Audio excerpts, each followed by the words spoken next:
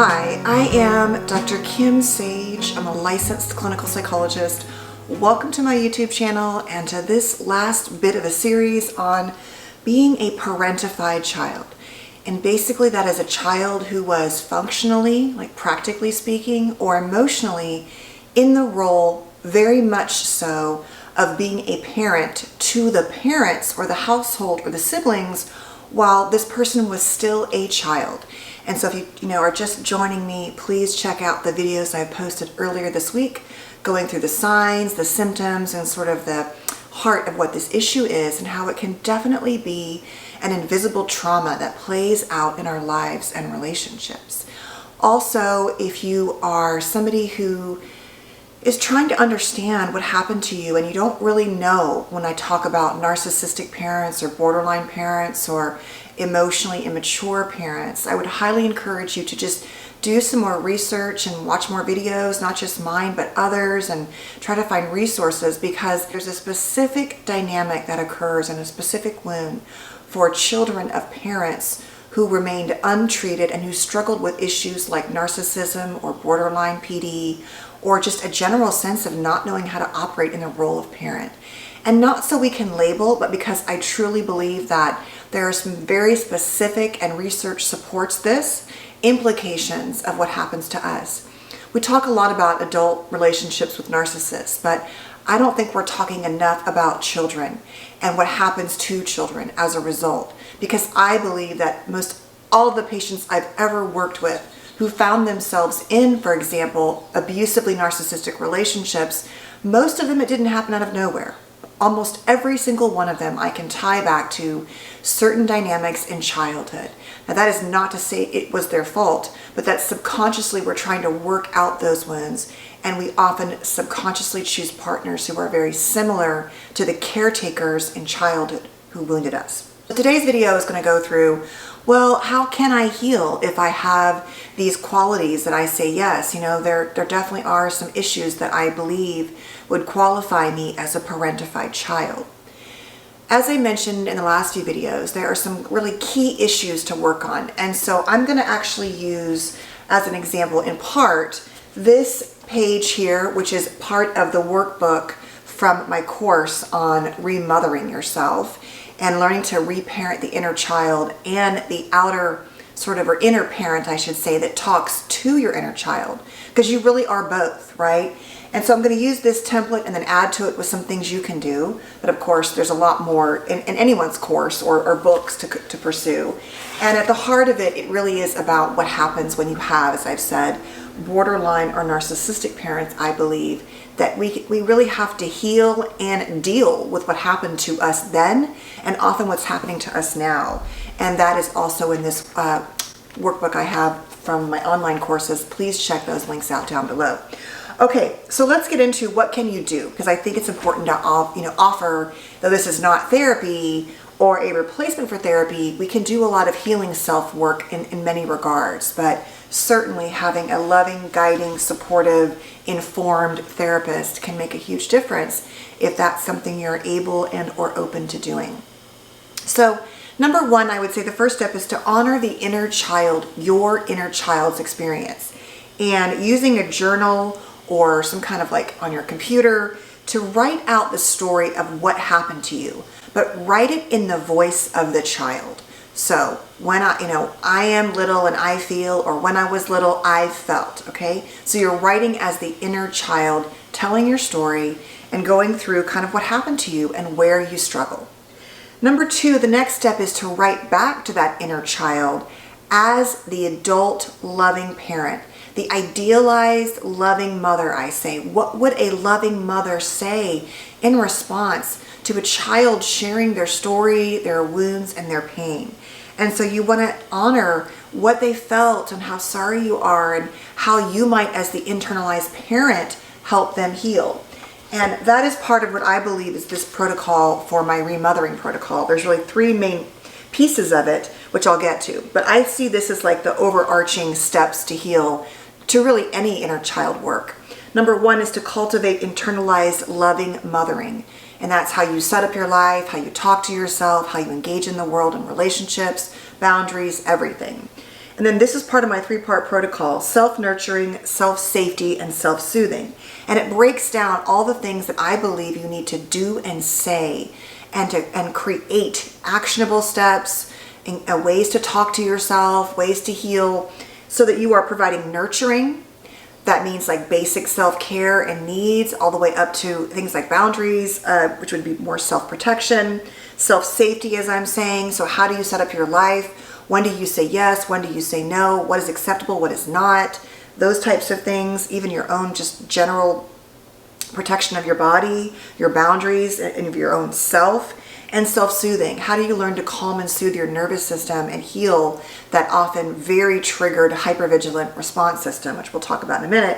And then attachment healing, working on healing your attachment wounds and your autonomic nervous system. So that kind of ties into the self-soothing. That's all of the stuff that says that our attachment system meets our parent's nervous system. So if a parent is always activated and angry, or if they're shut down, that we have to, from the time we're born, develop strategies and adaptations to respond to that. And those become often our template of how we engage in the world with everyone, with ourselves, what our triggers are, and those things. So those two things are sort of part of this workbook, but the goal is that you would on your own create this sort of narrative back and forth as the inner child and as the inner parent.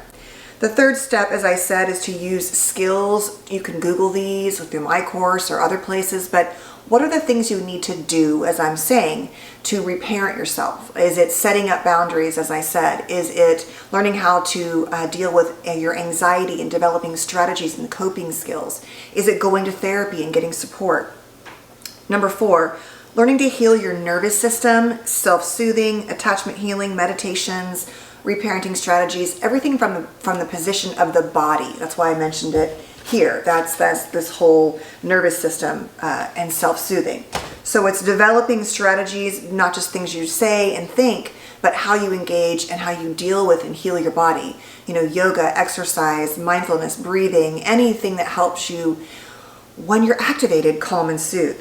Number 5 is to reevaluate your caretaker behaviors. So one of the hallmarks of this can be the opposite, where you don't want to take care of anything or anyone, but I think more often than not, we become over caretakers because we were already in that role. I've actually seen a lot of kids who were like the oldest child who had to raise the siblings, who often, if you and might know this too, often don't want to have children. It's because oftentimes they already did their parenting stretch and they don't want to do it again. But to reevaluate where you're overly giving everything else away, where you're always looking at everyone else first and asking yourself what they need and then neglecting your own needs. And do I have to do this? I mean, one of the examples I have given is that because my mom didn't ever make breakfast for me, like ever my entire life, I was making my own cereal like 3 or 4. I have gone a little overboard in making my kids breakfast, to the point where my son, who is about to go to college in the fall, up until the last like several months, I was still making him breakfast, bringing it to him, which I see as a loving mothering act. But he tends to sometimes neglect, feeding himself. And I think it's because in some ways I've enabled that. And so I was like, okay, I need to just at least that one meal I'm going to back off on some. And that means sometimes he just has to grab a granola bar or a protein bar. That's fine, as long as he is starting to self-advocate. So you can see where we kind of overcompensate sometimes. So do I have to bring breakfast every morning? No, it didn't really cause me any issues. I mean, I don't have to be anywhere. I'm working from home and I drive them to school. But I started thinking about but this is one more thing I'm doing when I could be editing a video or doing something else, right? So little things. That's an example for me. It might sound silly, but just looking at all of your caretaking behaviors and reevaluating how many you want to continue. Is it serving the person and why you're doing it? Number 6, work on your anxiety and your hyper-vigilant strategies. That kind of goes back into all of these, but specifically focusing on dealing with your anxiety, whether it's therapy, medication, treatment, strategies, whatever you find appropriate. That is incredibly important, as that pushes all the other behaviors sometimes, right? The nervous system gets kind of elevated, we feel stressed, and so we think, I have to go rotate around everybody else and take care of them, and that will calm and soothe me. Number 7 is to challenge self-disclosure and increase your vulnerability and your way of connecting with others. So what do I mean by that? I mean that many of the times we don't feel safe with other people. We learn to not trust others. And so we don't self-disclose, or maybe we kind of trauma dump and then feel terrible. But there's not really a healthy dynamic in terms of leaning in, developing connections, expressing vulnerability, and learning how to have that reciprocity. Now, it may just be that your therapist is the only truly safe person in the world if you're able to have a therapist that you can do that with. And that's a great place to start. Just finding some place where you can not guide and the conversation away from yourself or hide from your true self is really important. So a cultivation of your true self and vulnerability and authenticity. Number 8 is to practice things like, can you please help me? To practice asking for help, to try to evaluate your tendencies to often be controlling or trying to manage everything, your micromanagement, and to ask yourself, whether it's employees or your, whatever it is, your kids, your partner, there is more than one way to load a dishwasher. I know I'm breaking your hearts for many of you who disagree with me. But if it gives you an extra 20 minutes to take a walk and sometimes it's not loaded perfectly, okay, stop micromanaging it, things like that. Number 9, to truly honor the beauty of who you are. That one of the glorious things about there are some upsides. We're often self-reliant when we're parentified. We're often very, good caretakers and loving. And there's nothing wrong with that, lovingness and strength and resilience. And so we just want to honor and love on it, not to always come back to, oh, this is bad, but to say there are some really good things about myself that I can truly lean in and appreciate that make me a really loving, special person.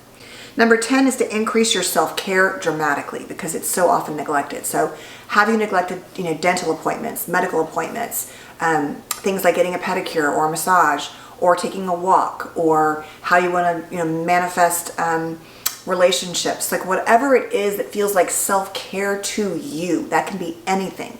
It's not about a spa weekend. It's about everything. And I talk about that in my course too, is that it's about everything that you do and you set up your life that says, I matter. Now we can't, most of us are raising kids and working or having difficult jobs, or we just struggle in general with time management, even if we don't have other obligations. So you can't fix all of that at once, but maybe just pick 1 or 2 things you want to say, okay, I'm going to make a better effort to, let's say, call my doctors back and have regularly scheduled appointments for things that need to be evaluated, things like that. And lastly, number 11 is to develop new ways to play and be present in your life. For so many of us, we don't know how to play. It's uncomfortable, and for you as an adult, it may be watching Netflix as play to you. There's nothing wrong with that. But maybe that's the only way you know how. And so you just want to broaden and develop. Maybe it's joining some kind of team or painting or learning to sew or doing some kind of art project. I don't know. But the goal is to find things that you do just because you enjoy them.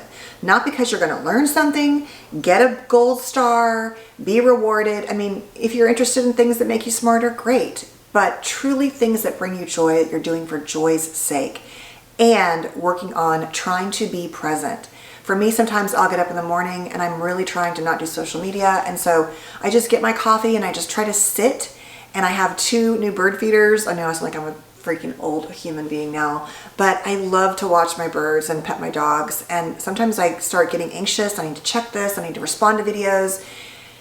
And it's hard to stop that. And so some days I'm successful and some days I am not. Probably not, less than successful. But trying to just let myself have a quiet 20 minutes or 30 minutes before my kids get up, just so I can be present with myself and let my mind wander and oftentimes let good ideas emerge, right? Without just going straight to performing and delivering and forcing myself. Or listening to my kids tell a story and not, hey, what are you saying? Like if your kid's talking to you, putting your phone down, turning to them eye to eye, face to face.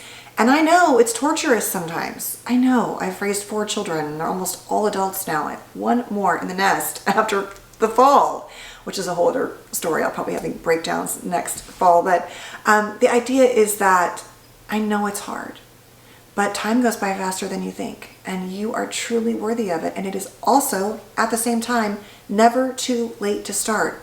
It took me into my mid-40s before I really started to understand, even though I'd done therapy years before, the impact of my childhood and how it had played out in my marriage and how it was still playing out in so many ways.